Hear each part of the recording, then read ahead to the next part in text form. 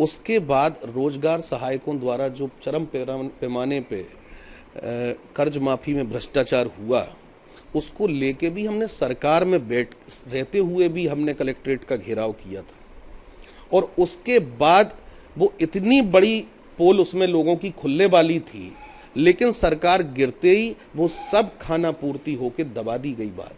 अच्छा, आपने देखा होगा कि चुनाव आते ही भारतीय जनता पार्टी हो या कांग्रेस, आपका भी दल कांग्रेस हो, लगातार योजनाओं का धड़ाधड़ योजनाओं को उतार रहे हैं।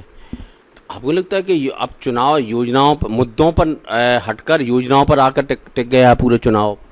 जनता देख रही है जिस तरीके से आज आप बताओ 200 रुपये, इतनी कम राशि कभी किसी को दी नहीं गई है। चुनाव के पहले किस किस तरीके के दकियानूसी चीज़ें करी जा रही हैं। आज आप ये देखो, आप सारे विभागों में चले जाओ, आज अब आप बताओ, अभी आप निकायों में जाके स्थिति देख लो, कितने महीनों से वृद्धा पेंशन नहीं लोगों को मिली है, कितने दिनों से विधवा पेंशन लोगों को नहीं मिली है।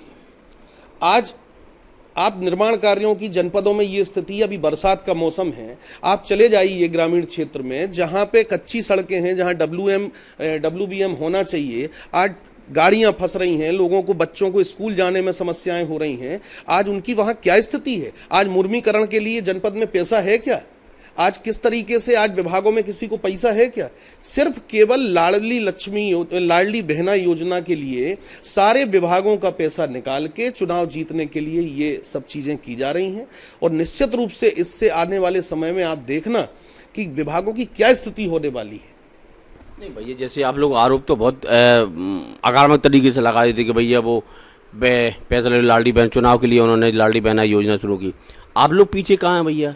नारी सम्मान में आप भी तो 1500 रुपये का देने का वादा कर रहे हैं। तो आप लोग क्यों मुद्दों पर चर्चा करने के लिए क्यों नहीं जाते जिन मुद्दों पर? आप भी क्यों पिछलग्गु बने हैं उनकी योजना? हम अगर ये कर रहे हैं तो उसके अलावा हमारी जो पिछले बार भी योजनाएं थी, तो हम हर जिले मुख्यालय पे फूड प्रोसेसिंग प्लांट भी तो लगा रहे थे, हम लोगों को रोजगार देने की बात कर रहे थे, हम गौशालाएं बनाने की बात कर रहे थे, हम कोई चीज़ कर रहे थे तो लोगों के हितों में हम बहुत सारी चीज़ें कर रहे थे कि जिससे लोगों को पलायन न करना पड़े। आज भी माननीय कमलनाथ जी ने ये बात कही है कि हम बिजली का बिल माफ़ करेंगे और उसके 200 रुपये तक, उसके बाद का हाफ करेंगे, 100 यूनिट तक का माफ़ करेंगे और 200 का हाफ करेंगे, उसके बाद 3 हॉर्स पावर की मशीन का हम फ्री करेंगे।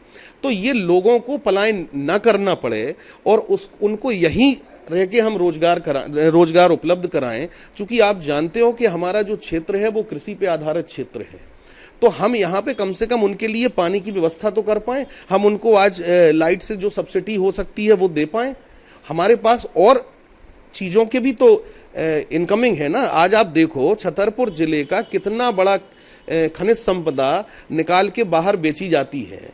आज कितने हजारों करोड़ का काम, अगर वो हमारे यहाँ उपयोग में नहीं आ सकता क्या? अगर उसका हमारे यहाँ 50% भी अगर खर्च होने लगे तो आज हमारे यहाँ के लोगों को पलायन करने की आवश्यकता ही नहीं पड़ेगी। समस्या यहाँ नहीं है, समस्या ये है कि लोग अब मुद्दों से भटक रही हैं। पार्टी तो ठीक है, आपके स्थानीय नेता भी पार्टियों से मुद्दों से भटक रहे हैं। अब क्षेत्र की समस्याओं पर बात नहीं होती, क्षेत्र के मुद्दों पर बात नहीं होती है, योजनाओं पर बात होती है कि भैया हम आपको 1500 दे रहे हैं इसलिए हमें वोट दो, वो 1000 दे रहे भैया इसलिए हमें वोट दो।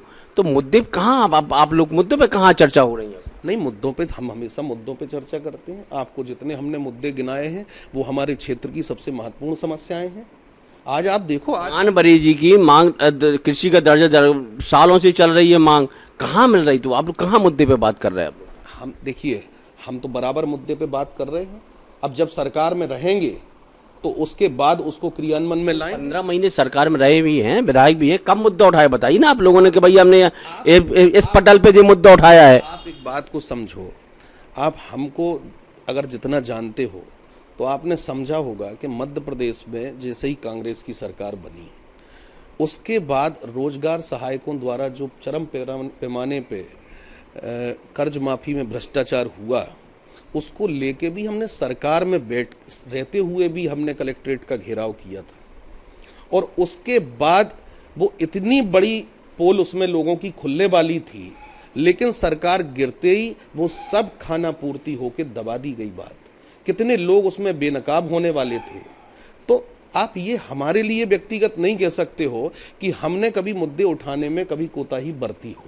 हमने बराबर जो मुद्दे हैं उनकी लड़ाई लड़ी है, लेकिन एक स्थिति होती है, जब तक सरकार में नहीं हो आप, कोई ऊपर सुनने वाला नहीं हो, और ये जब रिचार्ज वाले अधिकारी जब बैठे हों, तो आप समझ सकते हो कि इसमें क्या स्थिति रही होगी। चलिए, अगर पार्टी मौका देती है तो पान परेजी की बहुत मांग भी है और चौरसिया समाज बहुत निर्णायक भूमिका में भी रहता है चुनाव हारने जितने में, तो क्या प्रयास किए जाएंगे दौलत तिवारी की तरफ?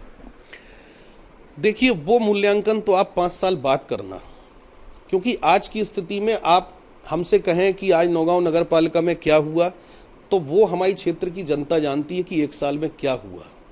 1 साल में आप कोई निर्माण कार्य बता दीजिए, आज आप देख लीजिए क्या स्थिति है। सिर्फ योजनाएं हैं, बातें हैं, काम सैंक्शन है, लेकिन आज ठेकेदारों का 2-2 साल से पेमेंट देने की स्थिति नहीं है।